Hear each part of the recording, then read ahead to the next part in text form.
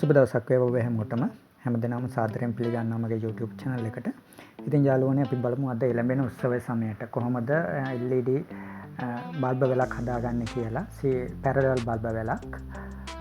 මෙන්න මේ වගේ හෝල්ඩර් එකට සවි කරන LED බල්බ වෙලක් හදාගන්නේ කොහොමද කියලා. හෝල්ඩර් නැතුව ඇත්තම හෝල්ඩර් එකක් දානවා කියන්නේ තව ලොකු මුදලක් මේකට වියදම් වෙනවා. ඒක නිසා අපි බලමු හෝල්ඩර් එකක් නැතුව ඔබට කොහොමද මේක ලෙහෙසියෙන්ම නිවසේදී මෙම බල්බ වෙලක් හදාගන්නේ කියලා. සාමාන්‍යයෙන් හොඳ හෝල්ඩර් එකක් රුපියල් 50 ඉහළ අගයක් තමයි ගන්නෙ. අපි බලමු කොහොමද මෙම බල්බ් එකට හෝල්ඩර් එකක් නැතුව වයර් එක සෙට් කරගෙන මේ වගේ පැරලල් සමාන්තරගත බල්බ වෙලක් හදාගන්නේ කියලා. මේක ඉතාම ලෙහෙසියෙන් පහසුවෙන් ඔබට නිවසේදී කරගන්න පුළුවන්.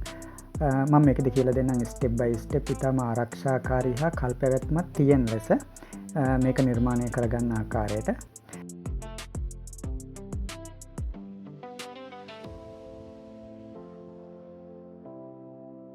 මෙහිදී ඔබට අවශ්‍ය වෙනවා මෙන්න මේ වගේ කලර් බල්බ් අවශ්‍ය වෙනවා. ඊට පස්සේ TT වයර් අවශ්‍ය වෙනවා. ඒක වෙළඳ පොලේ තියෙන ඉතා හොඳ එකක් ලබා ගන්න. ඒකට ඔබට කාලයක් තිස්සේ පාවිච්චි කරන්න පුළුවන්.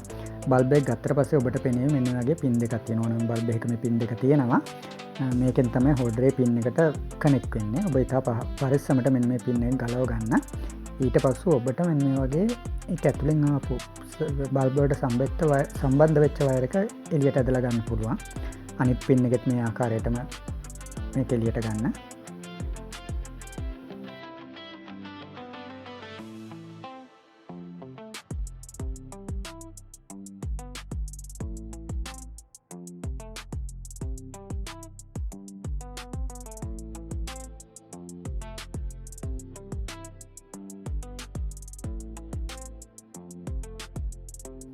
මම දැන් බල්බ් කිහිපයක්ම මට අවශ්‍ය විදිහට මෙන්න පින් දෙක ගලවලා අවශ්‍ය වයර් එක එළියට අරගෙන තියෙන්නේ. අපි දැන් මේක බලමු කොහොමද අපේ TT වයර් එකට එහෙම නැත්නම් PVC වයර් එකට අපි මේක අමුණ ගන්න කියලා.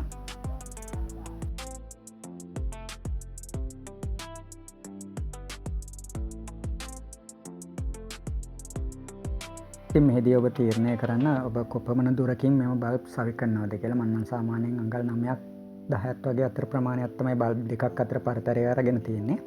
ඊට අමතරව මම මෙතන channel 3ක් විදිහට මගේ ඉදිරි අවශ්‍ය වෙන ප්‍රෝග්‍රෑම් එකකටත් එක්ක මම channel 3ක් වෙන විදිහට තමයි මේව බල්බ් වල සෙට් කරන්න බලාපොරොත්තු වෙන්නේ. ඒ කියන්නේ එක common wire එකක් තියෙනවා. ඊට පස්සේ මේම common wire එක හැම බල්බ් එකකටම සම්බන්ධ වෙනවා. ඊට පස්සේ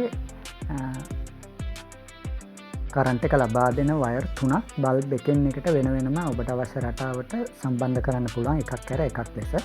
එතකොට අපිට මේ බල්බ් 3ක් හෝ 4ක් හෝ කිහිපයක් විවිධ රටාවන් වලට දල්වා ගන්න හැකියාව අපට ලැබෙනවා. මම මේ ආකාරයට තමයි මේ බල්බ් එක සකස් කරන්නේ. ඔබ ඉස්සෙල්ලම බල්බ් වලේ වයර් එකේ වයර් එක අග්‍ර දෙක සුද්ධ කර ගන්න ඕන. මේ වගේ ඔබට අවශ්‍ය වෙනවා හීට් ස්ලිව්. හීට් ස්ලිව් පොඩි කෑලි දෙකක් අපි දාලා ඔබ මෙතන වයර් එක හා බල්බ් එක ජොයින්ට් කරන ජොයින්ට් එක ඉතා හොඳින් ආවරණය කරගන්න ඕන.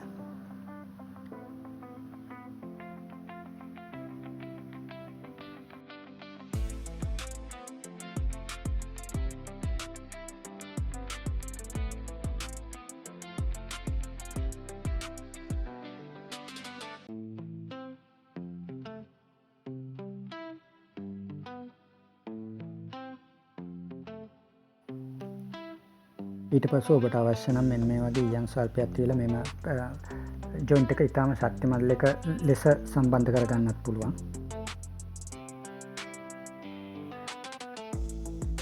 ඒ අත්‍යවශ්‍යම කාරණයක් නෙවෙයි. නමුත් වඩා හොඳයි මේ වගේ ඔබට මේක ඊයන් මගින් සම්බන්ධ කරගන්න පුළුවන් නම්.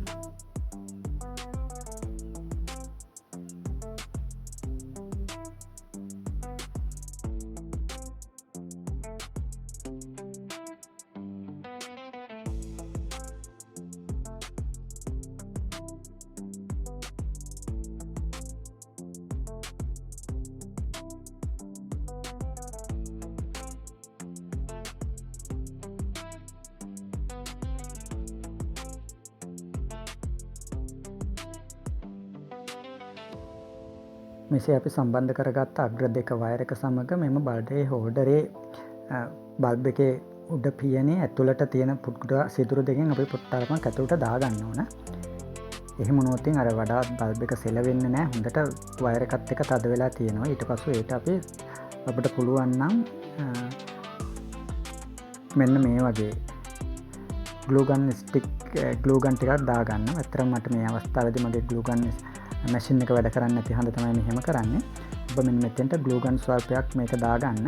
එතකොට අර වයර් සම්බන්ධතාවය බල්බ් එකත් එක්ක ඉතාම ශක්තිමත් ලෙස තියෙනවා. ඒක ගැලවෙන්නේ නැහැ. හරියට එහෙට අතෙද්දී මොනවද ඩැමේජ් එකක් වෙන්නේ නැහැ. ඉතාම ශක්තිමත් ලෙස බල්බ් එකත් වයර් එකත් අතර සම්බන්ධතාවය තියෙනවා. ඒක අපේ ඉදිරි වැඩවලට ප්‍රයෝජනවත්. මොකද මේ නිතරම බල්බ් එක එහා මෙහා කරනවා. ඒ වගේ අකුල්ලා තියෙනවා. ඒ වගේ වෙලාවට මේක ඉතාම ප්‍රයෝජනවත්. ඔබට පේනවා ඉතින් ඉතාම ශක්තිමත් ලෙස මෙම ග්ලූ ගන් දැම්මට පස්සේ මෙතන ශක්තිමත් වෙලා තියෙනවා. ඊට පස්සේ මේකට වතුර යන්නෙත් නැහැ. ඔබට එළියේ වුණත් මේක පාවිච්චි කරන්න පුළුවන්. ඉතා හොඳින් ආවරණය කරලා ගත්තට පස්සේ. අපි බලමු තවත් බල්බ් කිහිපයක් ඉදිරියට සම්බන්ධ කරලා. මම සාමාන්‍යයෙන් මෙන්න මේ දුර තමයි මගේ බල්බ් මේම වැලේ ලබා ගන්නෙ. ඔබට පුළුවන් මේක කැමති දුරකින් කැමති ආකාරයට මෙම බල්බ් වල නිර්මාණය කරගන්න ඔබගේ දක්ෂතාවය මත නිර්මාණශීලීත්වය මත ඔබට හැකියාව ලැබෙනවා. මේක ඔබට තනි ලයින් එකට නිර්මාණය කරගන්න පුළුවන්. එහෙම නැත්නම් ලයින් දෙකකට ලයින් තුනකට ආදි ලෙස ඔබට අවශ්‍ය විදිහට මේක නිර්මාණය කරගන්න පුළුවන්.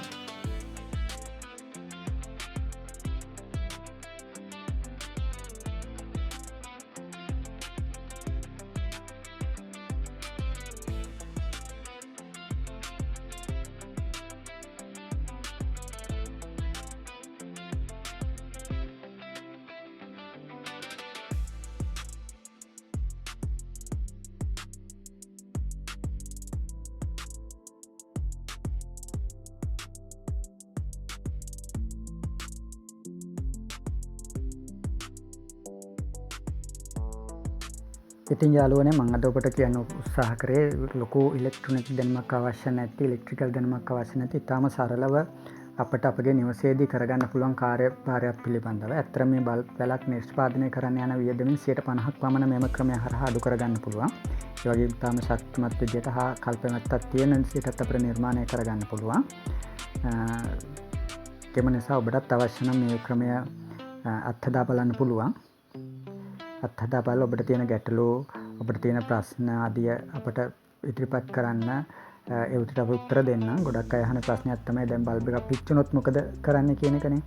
ඇත්තටම මෙම බල්බ් LED බල්බ් තියෙන්නේ.